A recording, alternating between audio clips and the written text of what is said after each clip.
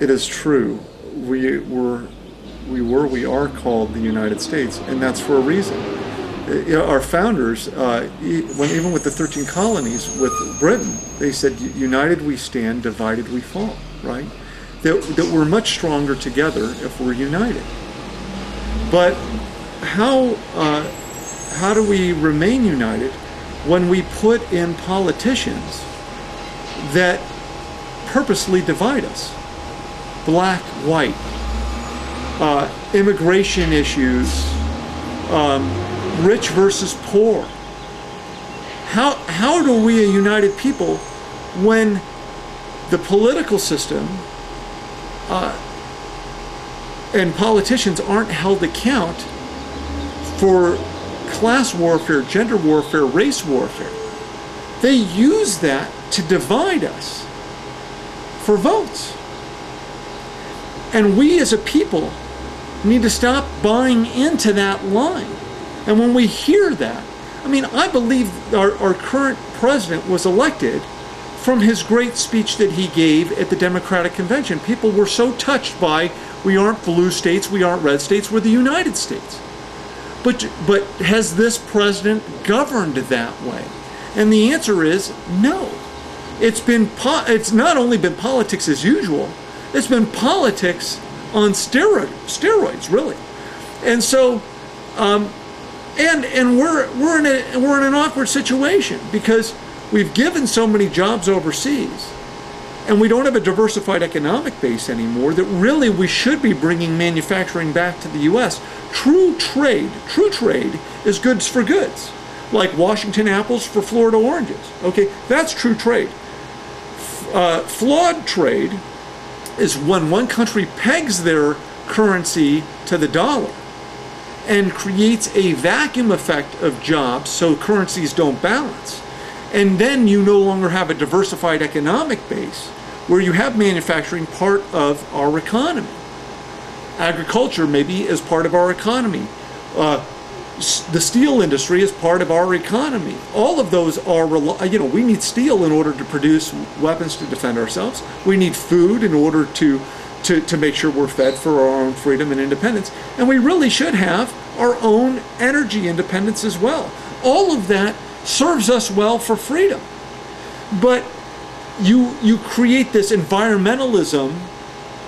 How far do you take environmentalism? Is there ever a balance to the economy? Is there ever a balance to jobs and to the government and to freedom?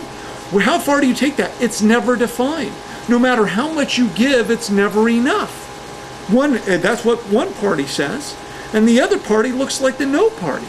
So they don't have the spine to stand up and say this is what's right.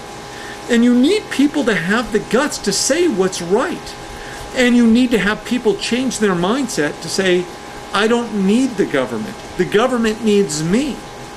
We need to be a society of, like the movie A Bug's Life. We need more flicks to say the grasshoppers need us. The grasshoppers live off of us. We need to unite to change the mindset of the grasshoppers. Our federal government in this particular case, right? So if I have to be flick, I'll be flick. If I have to look crazy to do this, I'll look crazy. Because this is right. And in time, people will see that it's right. The first thing I think we need to come to terms with, see, we used to be the United States. We're really the divided states. We've been broken up into two camps, right? And we used to be a people united undoubtedly by freedom. I mean, the story of the Star-Spangled Banner it tells you the roots of this country. It's a beautiful story. And so today we are a divided people. We're a divided people between free stuff, which is not free, and freedom. And the people that have bought into the free stuff idea that allow politicians to buy their votes need to be given, for all practical purposes, the red pill to be taken out of the matrix, to see things as they really are. Because the promises that are being made to them can't be sustained, and what has made us great has been our aspirations to create a life for ourselves, to pursue happiness, right?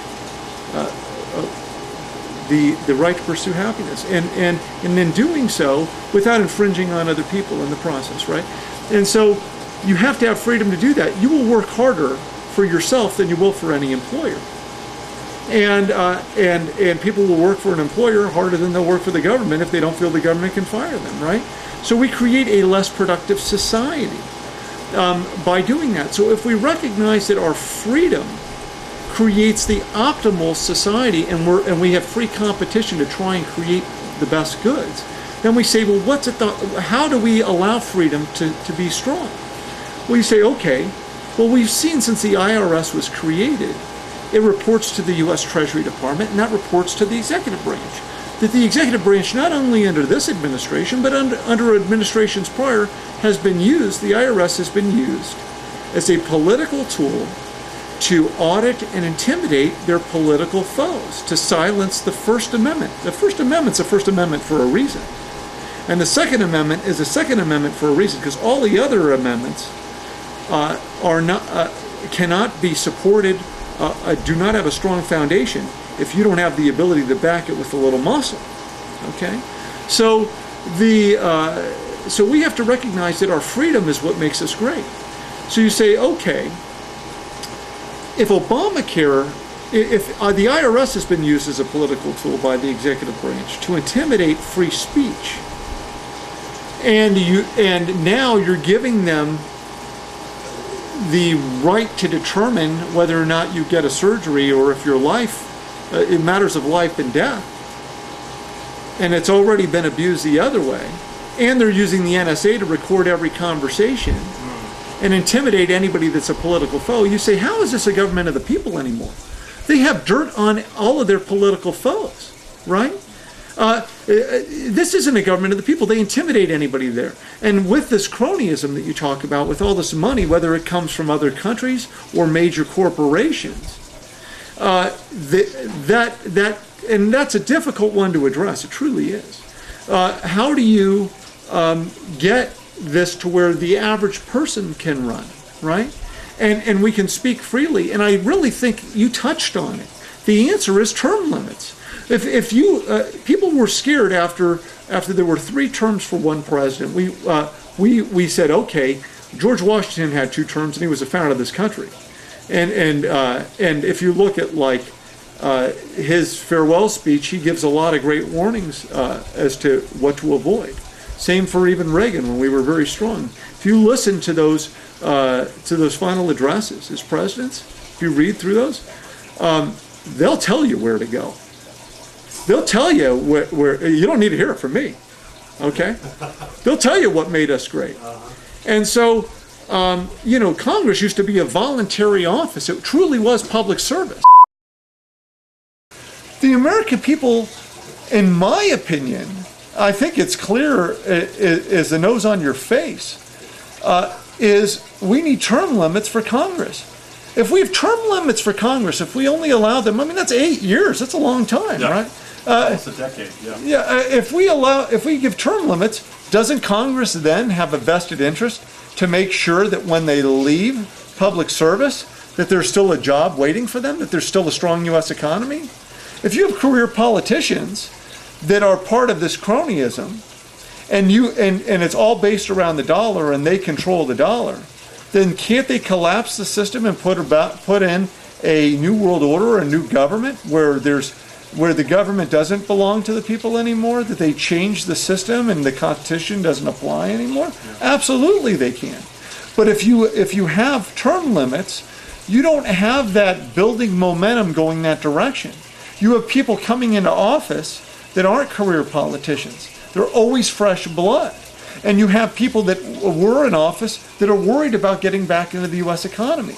So you have this bias to keep the country free and to keep the country strong. So I think that's the best way you address it. But will Congress regulate themselves that way?